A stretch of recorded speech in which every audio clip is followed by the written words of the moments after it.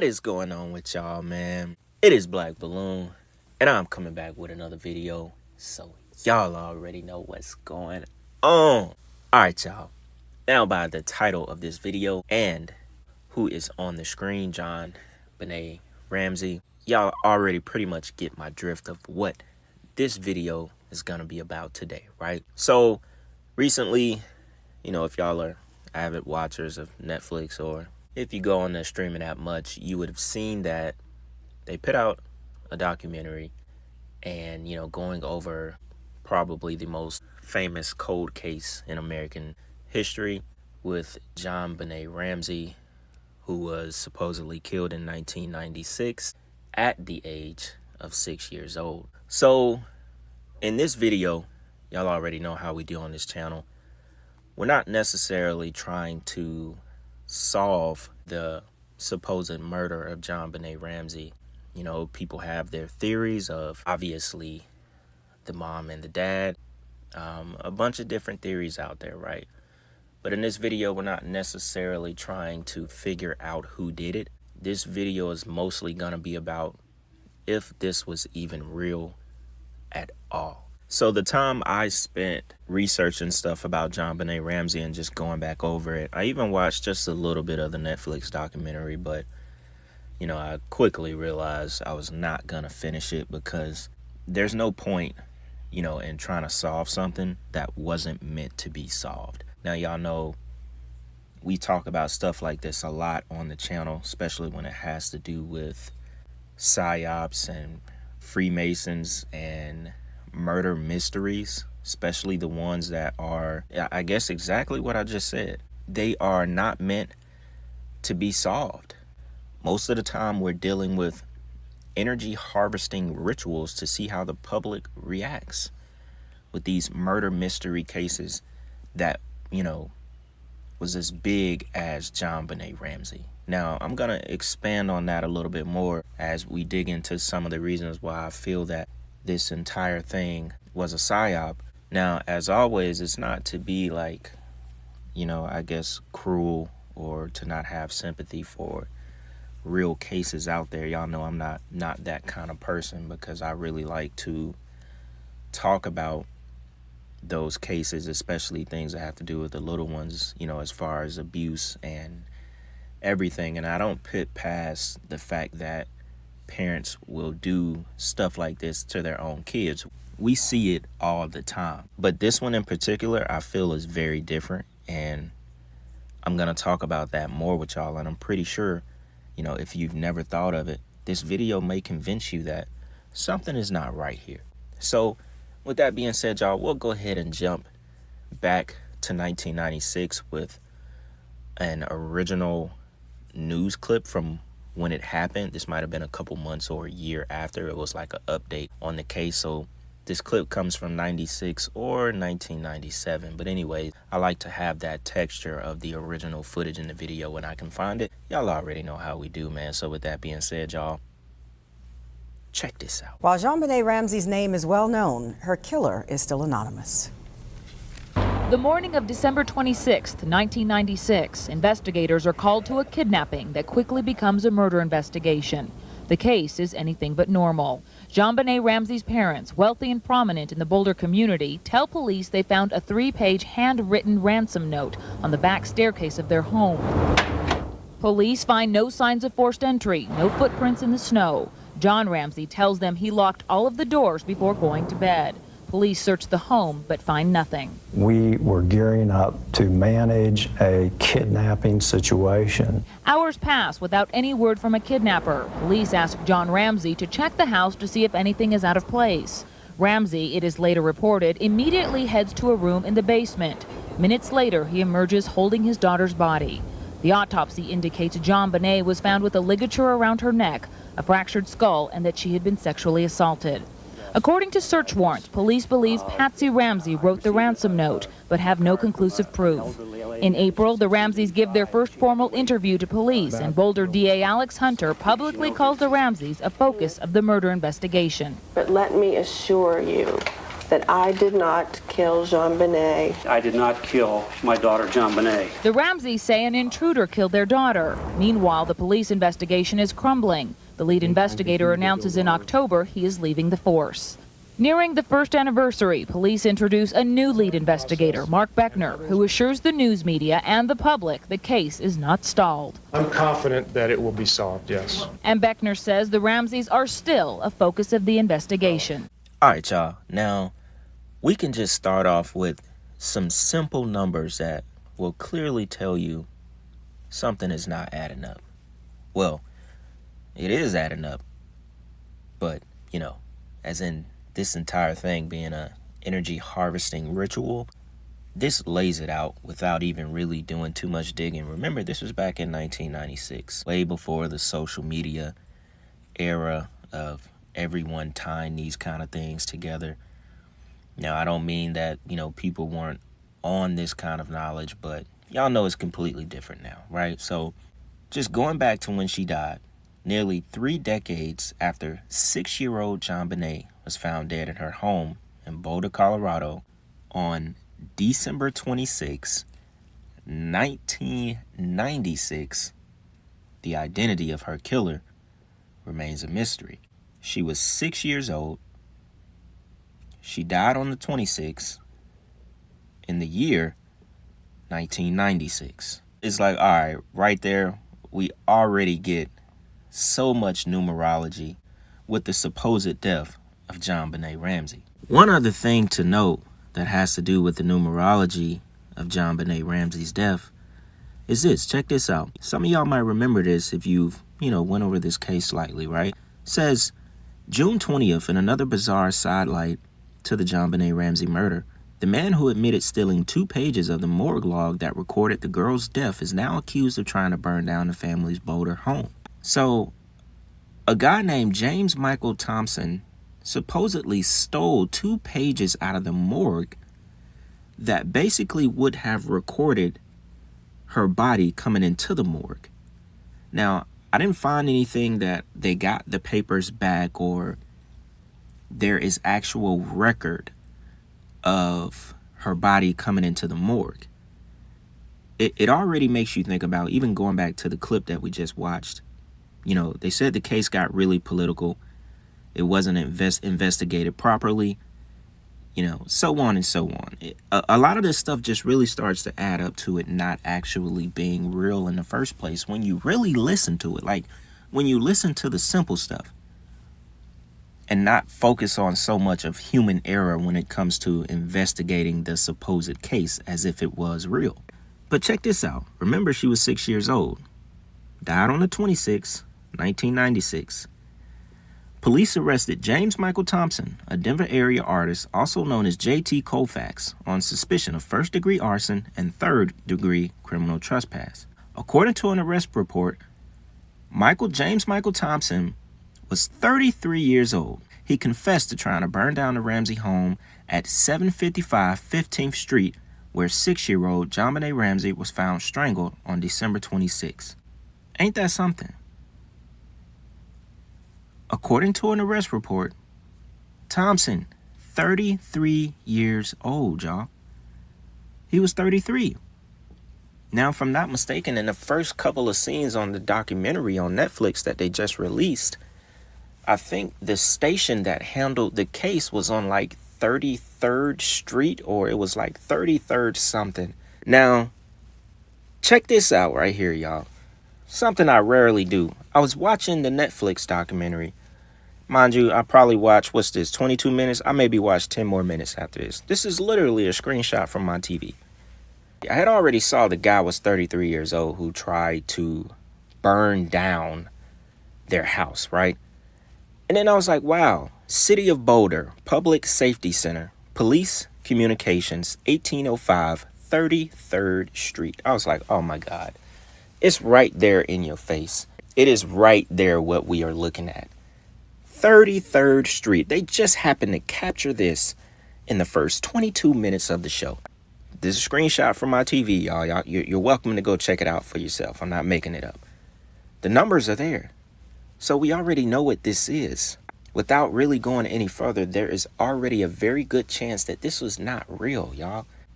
This was not real. One more thing, right? Now, this was an article about Jonbenet Ramsey's dad, John Ramsey, right? And his wife, Patsy, right? Weird that her name is Patsy. So it says, sadly, that's precisely what happened to 6-year-old Jonbenet when she was killed on that cold December day, right? And they're talking about her being killed basically on Christmas. I think about it, it's like the perfect story, you know?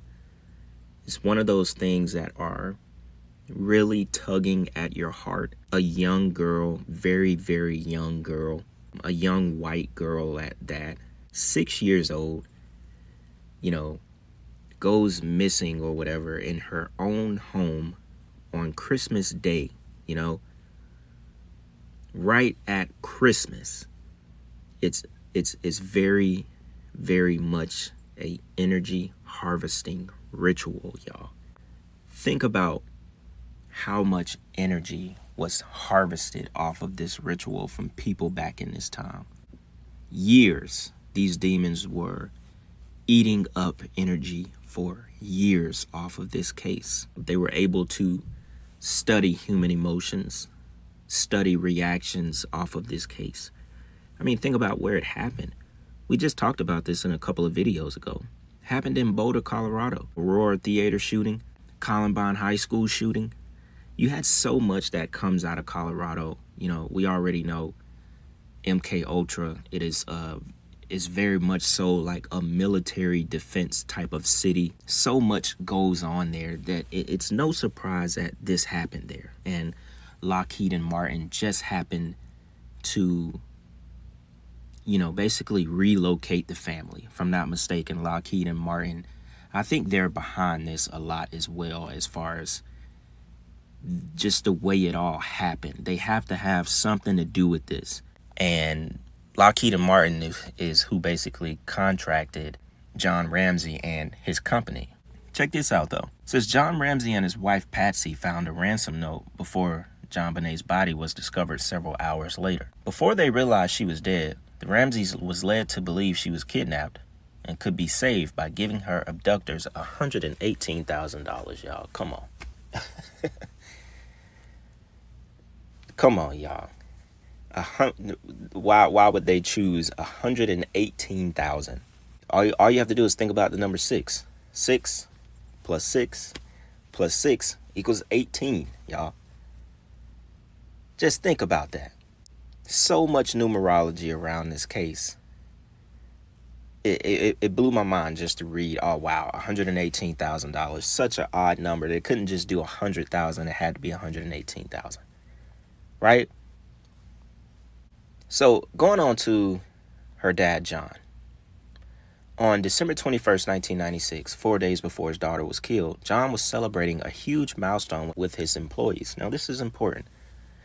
According to the Daily Camera, Access Graphics, Inc., which was John's company, the computer distribution company where John was president had made $1 billion in revenues that year. Think about this, y'all.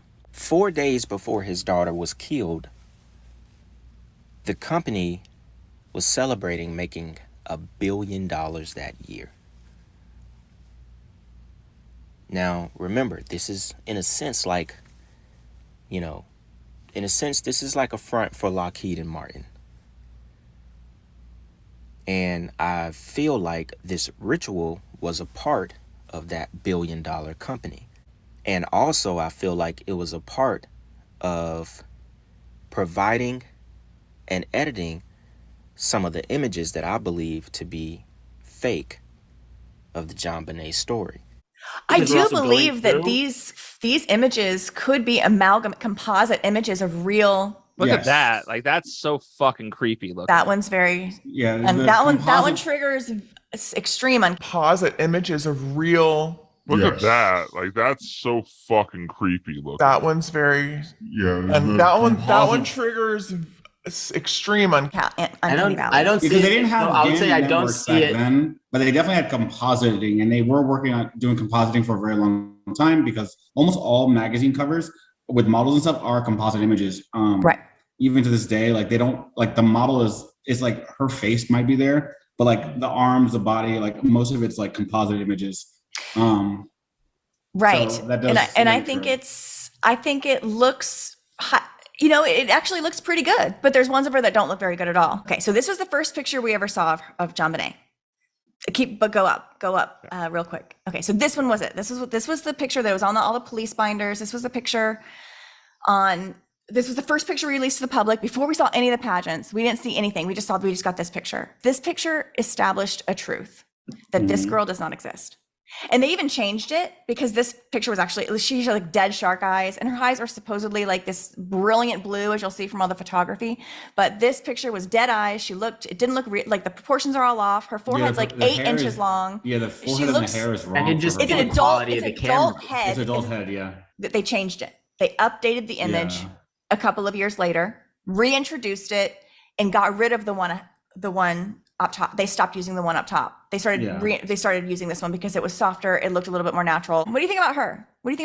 Does that look? I think they all look real. I don't see anything that looks. All of them look fake to me. Unbelievably fake, irreversibly fake. Then you are hyper fake. Very. But different. You will. No. You will too soon. What does that mean that they're not real? Does that? These are actually okay. So this is. I'm so glad you asked because this is the backbone of everything. So these are all amalgamations of millions of faces that a machine learning tool has been fed over time. This is called GAN, Generative Adversarial Network. And this one does faces. It can do anything. You could feed it 1 million pencils and it would learn what a pencil looks like. This is what DALL-E and you could is. ask, it's essentially what we're seeing happen through DALL-E. But this stuff came out, this particular tool came out in 2014. But it's called GAN, Generative Adversarial Network, and it focuses on faces. This machine learning focuses on faces. And so over time, it's been taking in all of our Facebook profile pictures. It's been taking all of our LinkedIn profile pictures. It's been taking all of our video things that we've started to put out everywhere, like content from what a human face is. There's lots to go on publicly. Like a machine could just go through, gobble up all of those faces that are widely available and begin its input process of learning what a human face looks like. I do know that they always do composite images for magazines. So, but I do understand this is a reason to look into it because this is genuinely a Photoshop image without a doubt. Something about it just said, you got to look into this case in a different way. Yes. Dude, when I look at this picture, it gives me like such an uneasy feeling in my stomach, like this like soulless, like literal like fluoride black stare. Void. Yeah. And then the fact, okay, right after this, I found out that they changed the picture. This yes, that's good evidence. That's good evidence. Because it gave me that heebie-jeebie feeling of like empty void blackness, like darkness, dark night of the soul, you know? So James, go down to the new picture. Go down. Much warmer. One more, you have the comparison. Side by side. Yeah, so like they fix all the proportions. Very clearly fix them. Like this is what a modern GAN would do. They would instead of a composite image, like this was a refresh. They just saved the same input, the verbalized input, and just press refresh as the machine. They just ran her through like the Snapchat take thought multiple filter. photos at the same time, right? And they'll change. No, Jules. If you take multiple photos, it could be the same photo shoot. There's elemental. Jules, do you not see the different axis her eyes are on? And also the fact that her head is a different. No, I mean, if they were eyes are wide. Maybe if they were applying for Those is different. Jules, listen. If they were that is not the for pageants, they could take photos with different cameras. No, Jules, listen. Look at the picture. The right picture. The eyes have been changed. Their axis is different. Also, so this is a completely different angle. Right, eyelids in one, no eyelids in the other. No, dog. Her eyes have changed from being slanted this way to slanted this way. Her candle is different. Look. And I said that. I said the changes are subtle but sophisticated. Now, I thought she explained that very well. I think she may be one of the first people I heard with this theory. If y'all don't see it, you could definitely look at the eyes, just like what they were talking about. They're tilted a completely different way in both pictures. How they said this basically looks like a grown person's head to the left. compared to the right. Proportions are all off. Look how long the forehead is under the hair. The ears look like a grown woman's ears. We all know ears continue to grow as you get older. The biggest thing to notice is how the eyes just roll right into the eyelid, basically. In the left picture, she has an eyelid. In the updated picture, there is absolutely no eyelid. And her pupil, the eye itself, it's not in a circle. The pupils are not in a circle. It's like slanted down into the eye, which lets you know this is computer generated. You can see it. Look, it just goes into the eye. It's not a circle. It actually almost looks darker at the top and lighter at the bottom of the pupil. This is super AI generated right here, y'all. Look at it. Look how dark it is at the top. There's absolutely no eyelid there, y'all. This is an amazing catch to me. Dead in the eyes. There's nothing there in those eyes. Lets you know this is really computer generated. Another way you can tell, it's the same with this guy's eyes. Remember, they went to a website that was, I think it was This Person Never Existed or something. Whatever that website was, a bunch of AI generated faces. His pupils do the same exact thing. They just drop down into the eyelid. There's no circle. It just like droops down. It's not circled at the bottom. Look in the mirror. Look in your friend's face when you see him again. We have perfect circle eyes. These generated images, they can't get it perfect. They can't get the eyes perfect. You know, today is probably completely different maybe, but even in some AI stuff, you could still see the faults. And I was actually blown away. That's why I said I got to give her props, because I was blown away looking at these pictures. But I felt like a lot of them were fake. They had no like feeling. They were very eerie. Even some of her pageant pictures, they just didn't look right to me. And the more you look into the investigation, the more you look into everything, you know, and you think about the fact it happened on Christmas Day. She was found on the 26th. Oh, yeah, she was actually born on August 6th. So many sixes. You know, when you look at it, it just, nothing feels right. You know, this was a huge harvesting ritual, huge ritual that is still being played out to this day for you to never find the truth. It was not done so we can find the truth.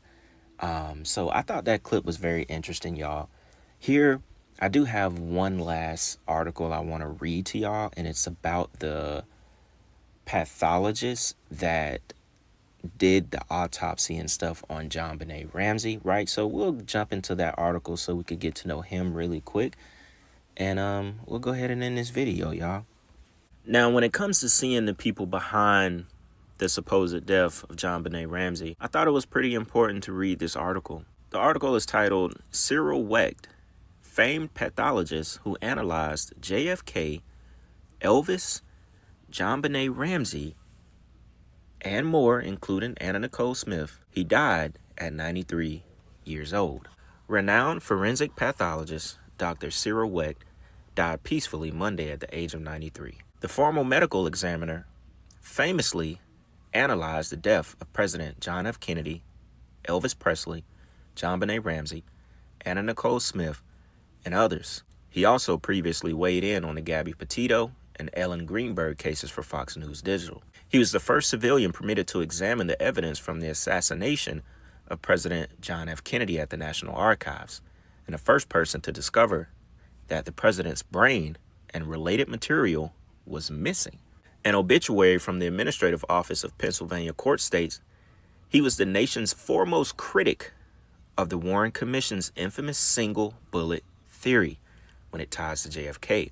He personally conducted tens of thousands of autopsies, consulted and testified in countless criminal and civil cases, spoke around the world to professional, lay, and student groups, held several faculty appointments, authored dozens of books and hundreds of scholarly articles, and collaborated on numerous film and television projects, including the award-winning films JFK and Concussion. Says he was very smart. He was a lawyer as well. He also worked on the Martin Luther King Jr. murder as well. My point in just reading that quick article because of the people who were tied to her death. And it doesn't surprise me that they got someone so renowned, someone that was so famous already and who is mostly known for being outspoken and working on the JFK assassination. To me, it goes back to what we were talking about in the MK Ultra video with Kamala Harris and Jeff Adachi, who was strangely murdered. And the fact that these people make sure they appoint certain people to the cases so they can control the medical examiner's office. At the end of the day, they are a part of the club. You don't get to work on these type of famous murders or, assassinations if you aren't a part of them. And so with that being said, y'all, I think we'll go ahead and wrap this one up. Like I said in the beginning of the video, this wasn't one of those videos where I was trying to solve it. Really just trying to show that this was very much a energy harvesting ritual, and they succeeded, at the highest levels back in 1996. I think it's a very good theory that, this may have not been real from the jump. There's a very good chance that this was a psyop. A very good chance. Like I said, it's not that I don't have any sympathy or that, I don't recognize this stuff happens. I let y'all know that. I have to say it again for the people who decide to not hear that part of the video. I do enough on, the little ones being abused, especially sexually or trafficked. So I'm very aware of what happens. And, I'm aware of the rumors of her dad possibly doing that to her as well. If this was even real to begin with. And I'm very aware of the brother being, highly questionable at that time as well. I thought this was worth a video to do on and bring up that theory because it is very, very convincing in my eyes. And we already know how, basically these Hollywood scripts, / mystery murders can be. We covered quite a few on this channel. So yeah, man, y'all definitely let me know what y'all think about that video. I loved all of the comments that I've been getting on the Fallen Angel video. I definitely will look to do another part or just go a little bit deeper, talk about some other people that are involved in those same kind of rituals. Maybe we could get an entire video just about Aleister Crowley and, just keep going down the rabbit hole, man. So I really do appreciate y'all. And with that being said, it is Black Balloon. And I'm going to see y'all soon. I'm out.